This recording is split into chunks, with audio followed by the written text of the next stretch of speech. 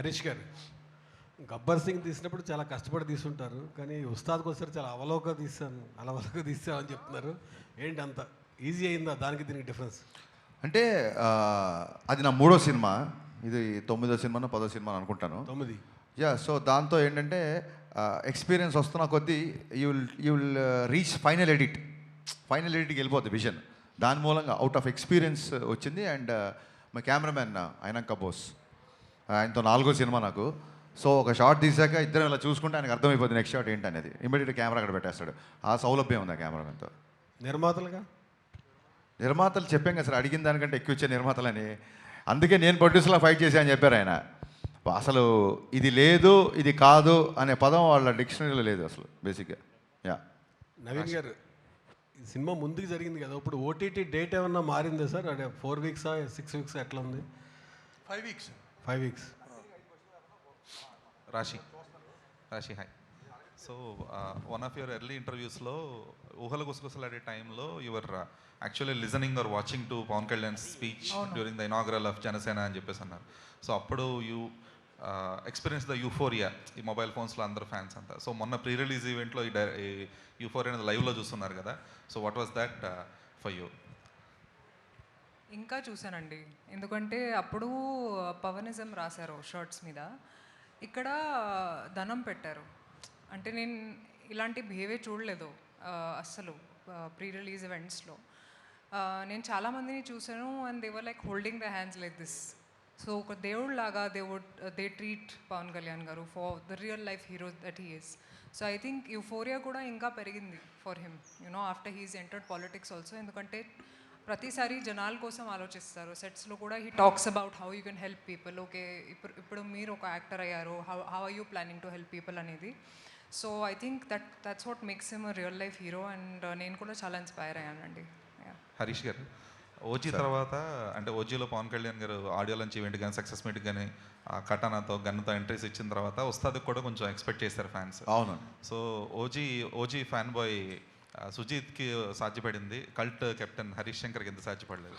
అంటే మా సినిమా చెప్పే కదండి, ప్రీపోన్ అవడంతో లాస్ట్ మినిట్ వరకు నేను అసలు పర్సనల్గా వెళ్ళి పవన్ కళ్యాణ్ గారిని నేను ఆడియో ఫంక్షన్ ఉంది ఇలా చేస్తున్నాను అసలు ఎక్కడ చేస్తున్నాం ఏంటో కూడా తెలియదు. పవన్ కళ్యాణ్ గారు వచ్చే గంట ముందు నేను వచ్చా.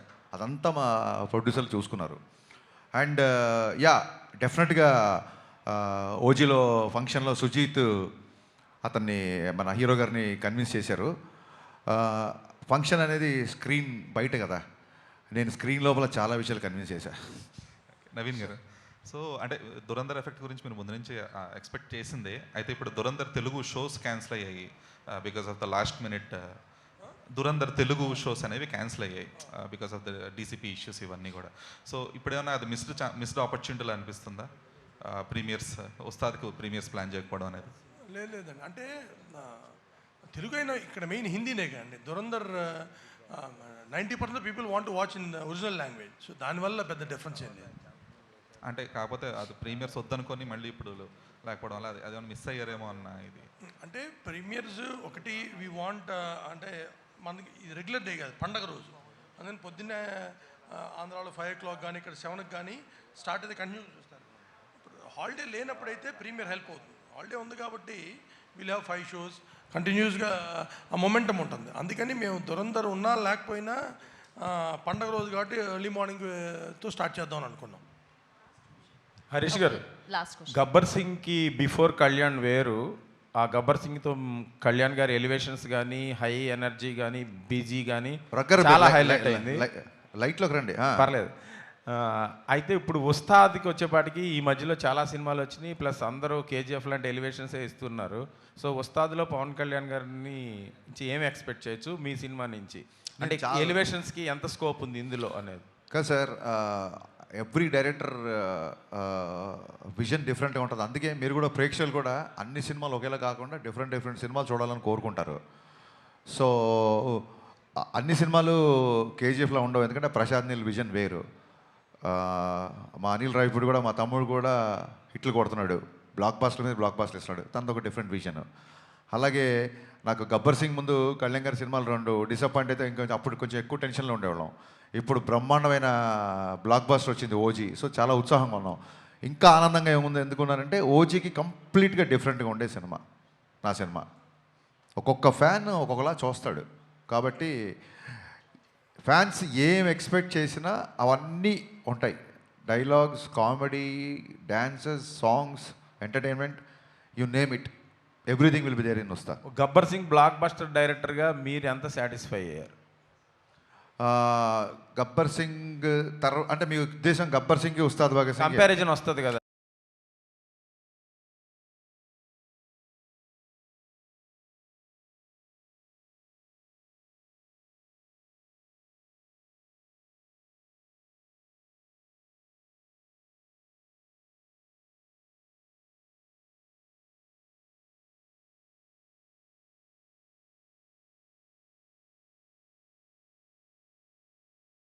అందరికీ నచ్చే సినిమా అని మటుకు నాకు ఖచ్చితంగా నమ్మకంగా ఉంది. కళ్యాణ్ గారు అన్నారు శ్రీలీలతో డ్యాన్స్ చేయడం చాలా ఇబ్బంది అని, కష్టం అని మ్యాచ్ చేయడం. సో